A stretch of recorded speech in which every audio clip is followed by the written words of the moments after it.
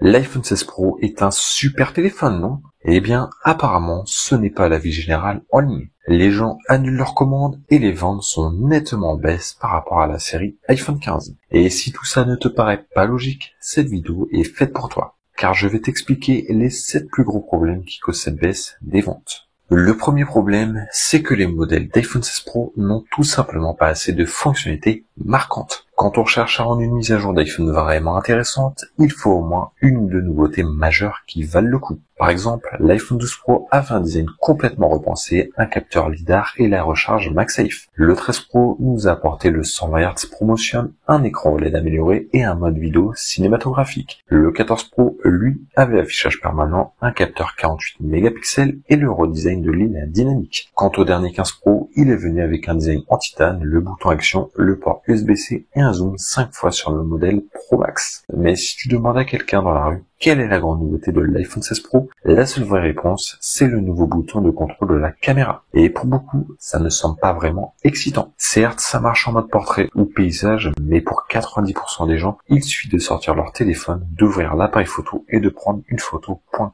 Donc, ce bouton de contrôle de caméra pourrait être bien juste un gadget pour la plupart. Quant au reste, c'est un peu comme si tout avait été peaufiné, mais sans rien de vraiment révolutionnaire. Passons au problème numéro 2. Les nouveaux modèles d'iPhone 16 Pro ressemblent presque exactement au 15 Pro de l'extérieur. Ils sont identiques en apparence, et si tu te balades avec un iPhone 15 Pro en prétendant que c'est un 16 Pro, les gens autour de toi te croiront sans problème, et ils ne verront même pas de différence. Les bosses de caméra sont littéralement identiques, tant en design qu'en taille. Parfois, Apple les agrandit, mais là, non, elles sont exactement les mêmes. Et de face, c'est quasiment pareil avec le même Dynamic Island. La seule différence, c'est des bordures un peu plus fines, mais beaucoup de gens ne le remarqueront même pas. Du coup, il n'y a pas assez de changements pour justifier une mise à jour ou l'achat du 16 Pro, au lieu de simplement prendre un 15 Pro qui partage pratiquement toutes les mêmes fonctionnalités de base. Et maintenant, pour le troisième problème, les nouvelles fonctionnalités Apple Intelligence qui, malheureusement, ne cessent d'être repoussées. Ce qui est dingue, c'est qu'Apple mise beaucoup sur cette technologie d'IA, qu'ils appellent Apple Intelligence, pour vendre la série iPhone 16, mais aucune de ces fonctionnalités n'est disponible au lancement. En général, Apple permet aux testeurs bêta de tester toutes les principales fonctionnalités logicielles plusieurs mois à l'avance. Mais là, c'est sorti vraiment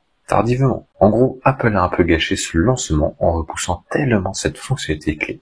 D'ici à ce que les utilisateurs puissent enfin y accéder, l'enthousiasme sera retombé et ça ne paraîtra plus aussi excitant. Apple continue d'améliorer les modèles d'iPhone standard sans en faire assez pour les modèles Pro. Par exemple, cette année, Apple a repensé le design de la bosse de caméra sur l'iPhone 16 standard et ça rend super bien et très moderne. Ils ont aussi ajouté plus de couleurs intéressantes, le bouton action et la même fonctionnalité de contrôle de caméra qu'on retrouve sur les modèles Pro ainsi que les mêmes fonctionnalités Apple Intelligence. Ils ont même ajouté le Wi-Fi 7 que l'on pensait réservé aux modèles Pro cette année. En plus, ils ont intégré un nouveau système de refroidissement en aluminium pour une performance soutenue améliorée de 30%, contre seulement 20% pour les modèles 16 Pro. Les spécifications Bluetooth sont aussi identiques. En gros, ils ont donné au modèle standard tellement de fonctionnalités autrefois réservées aux Pro qu'il n'y a plus vraiment de raison de payer plus pour les modèles Pro. C'est d'ailleurs une des grandes raisons pour lesquelles les ventes des modèles Pro sont en forte baisse cette année, alors que les modèles standards sont en hausse, surtout le 16 Plus qui a augmenté de 48%, ce qui est dingue. Mais qui sait, c'est peut-être ce que voulait Apple.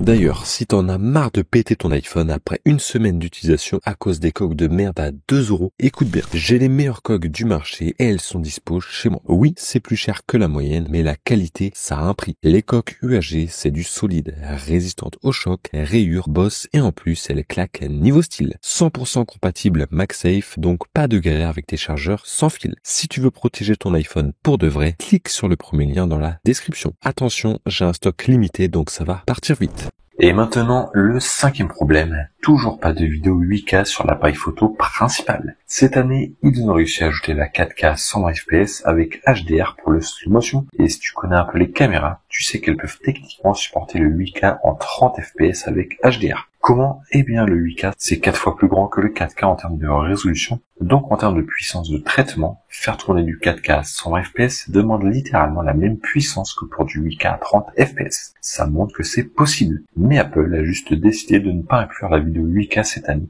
et de probablement attendre l'année prochaine. C'est dommage parce que je veux que mes vidéos soient prêtes pour le futur et toujours impressionnantes dans 10 ans. Et maintenant, le 6e problème, la nouvelle puce A18 Pro, censée être Pro, est presque identique à la A18 standard. Elle a la même configuration de cœur CPU, avec la même performance de base. Donc on obtient les mêmes scores en single core sur Geekbench et à peu près la même performance en multicœur. Elle a aussi le même moteur neural à 16 cœurs pour les fonctionnalités Apple Intelligence. La seule différence, c'est que la A18 standard a un GPU à 5 cœurs contre 6 sur la nouvelle A18 Pro, ce qui veut dire qu'Apple a juste à désactiver un cœur sur la version standard si elle a des défauts. En regardant les scores graphiques et Geekbench qui ont fuité, la A18 standard est même plus puissante que la puce A17 Pro des iPhone 15 Pro, ce qui est vraiment impressionnant. En plus de ça, les modèles iPhone 16 Pro n'ont plus d'avantage de RAM par rapport aux iPhone 16 standard, puisque tous ont désormais 8 Go de RAM de la même vitesse. Donc il n'y a plus vraiment d'avantage énorme en performance graphique ou en multitâche si tu décides de dépenser plus pour un iPhone 16 Pro. Et enfin,